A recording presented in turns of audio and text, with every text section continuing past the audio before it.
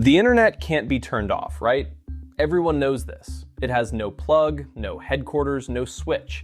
It was famously designed to survive a nuclear war. But this video is about the 75-year-old woman who turned it off with a spade. March 2011. A retired woman walks out of her village near Tbilisi, Georgia, looking for copper, old Soviet cables you can dig up and sell for scrap. Standard retirement activities for the region. She digs and finds a cable. It is not made of copper, but she doesn't know that yet, so she cuts it. And Armenia, the entire country, 3 million people by the way, loses the internet. Nobody could explain how one old woman with garden equipment did that. We'll come back to her. Because to understand what she did, you have to answer a question you've never thought to ask. Does the internet really have no plug? First, the nuclear thing, because it's the reason you don't believe me. The story goes, the Pentagon built the internet to keep working through a nuclear war. Therefore, it's unkillable. Great story. Its main problem is that the people who built the internet's ancestor, the ARPANET, spent decades explaining that it isn't true. There was a researcher named Paul Barron who really did design a network to survive a Soviet first strike. That's the grain of truth the myth grew from. But the actual network was built so that a scientist in one lab could use a computer in another lab without driving there.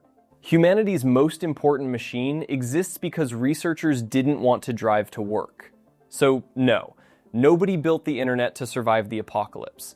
Nobody even checked whether it could. Remember that, we'll need that later. So how does one spade beat one country? Because the internet is not a cloud, it's a hose. Around 500 cables, most of them the width of a garden hose, lying on the ocean floor, carrying over 95% of everything that moves between continents. Your messages, money, even this video.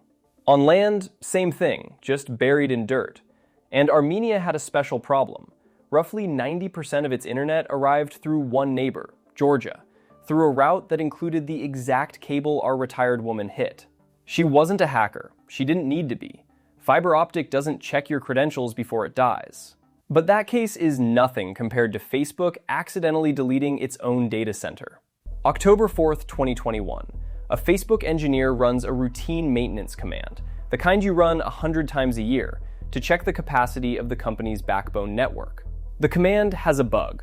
Instead of checking the network, it disconnects every Facebook data center from every other Facebook data center. Facebook's systems look at this, conclude that something is deeply wrong, and, this is the beautiful part, protectively delete Facebook from the internet's map. There's a system called BGP. Think of it as the shared map every network uses to find every other network. Facebook's own servers erased Facebook's entry. Basically, they stated to the internet, we don't exist. Facebook, Instagram, WhatsApp, gone. 6 hours. 3.5 billion users couldn't access any of those apps and sites. And since everything inside the company ran on the same network, the outage ate the internal tools too. Reportedly, even the Office badge readers went down, meaning the people who could fix the servers were standing outside the buildings that contained the servers. One of the biggest companies on Earth, locked out of itself. Total attack cost, $0. There was no attack. There was a typo. That was one company, by accident. But what happens if you are the government and you don't want everybody to talk freely online? Or to talk at all? January 28th, 2011, Cairo, just after midnight. Egypt is having a revolution. At that moment, more than 20 million people online, and the revolution is being organized on Facebook and Twitter.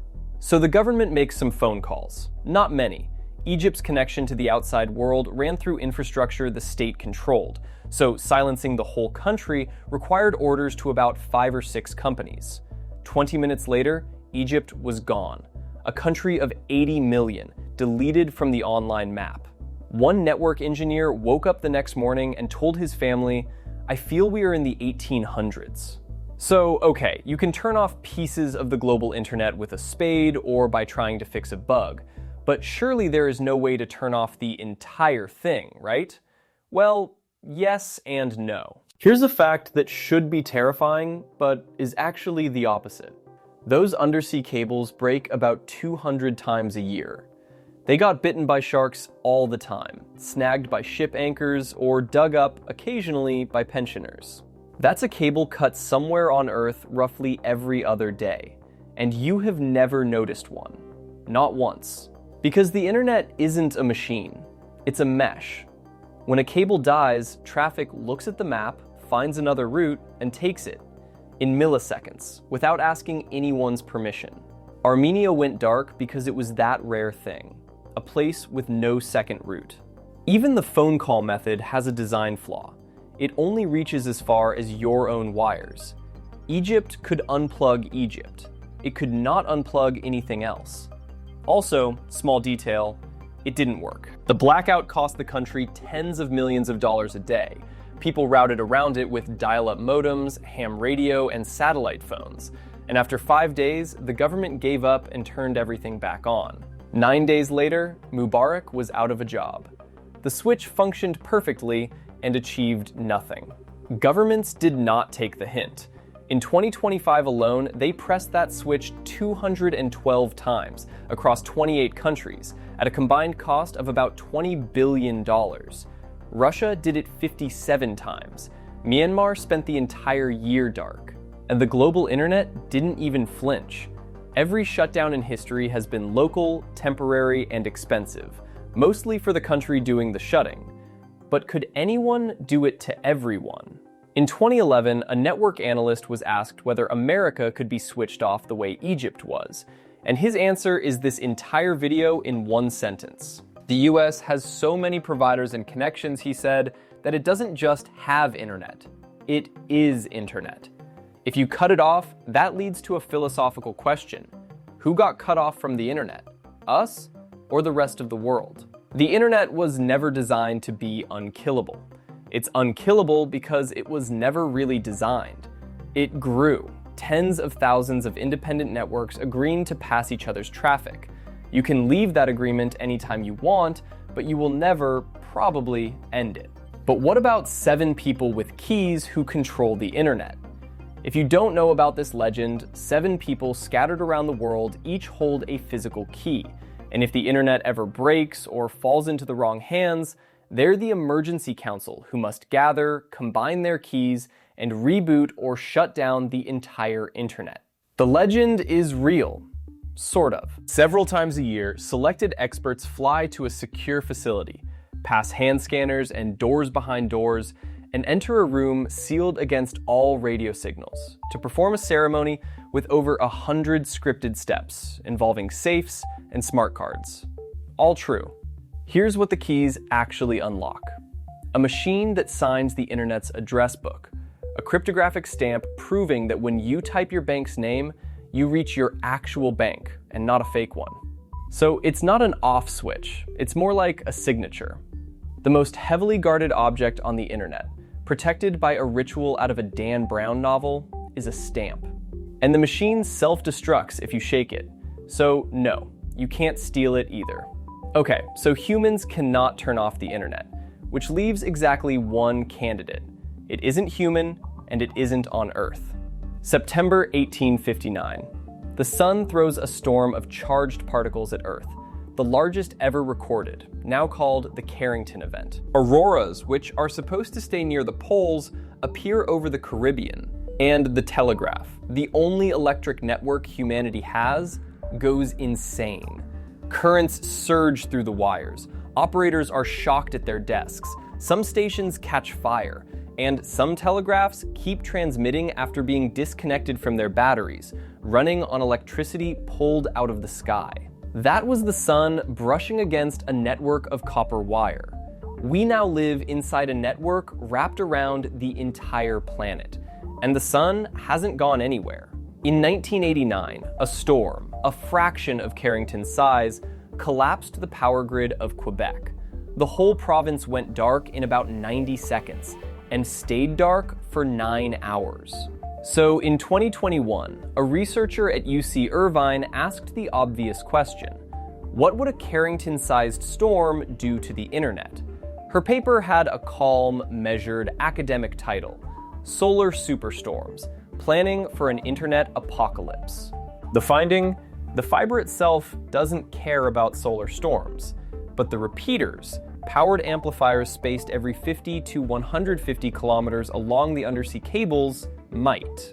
In her worst-case scenario, enough repeaters die that most of the cables between continents fail at the same time. Not for 5 hours. Repair ships handle 200 faults a year. Nobody has a plan for hundreds at once. A year later, another team ran the numbers and reached the opposite conclusion. The cables would survive even a Carrington-scale storm. All of them. Comfortably. So which is it? Honestly, nobody knows. The people whose literal job is to know are currently arguing about it in academic journals. The only experiment that would settle the question is one we don't get to schedule. Storms that size have happened before. They will happen again. The only unknown on the calendar is the date. For scale, while we wait, estimates put 1 minute of global internet outage at around $20 million.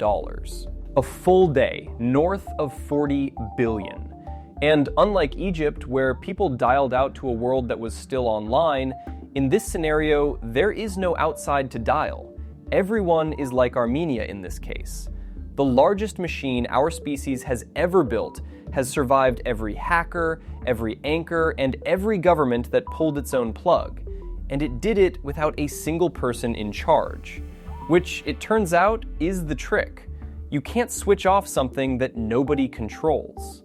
So, no off switch on Earth. There's one in the sky, and science is still checking whether it's connected. Oh, and the woman with the spade. Police arrested her, then released her, mostly because of her age. When reporters found her, she cried and said she couldn't have done it. Didn't even understand the accusation. Her exact words, "I have no idea what the internet is."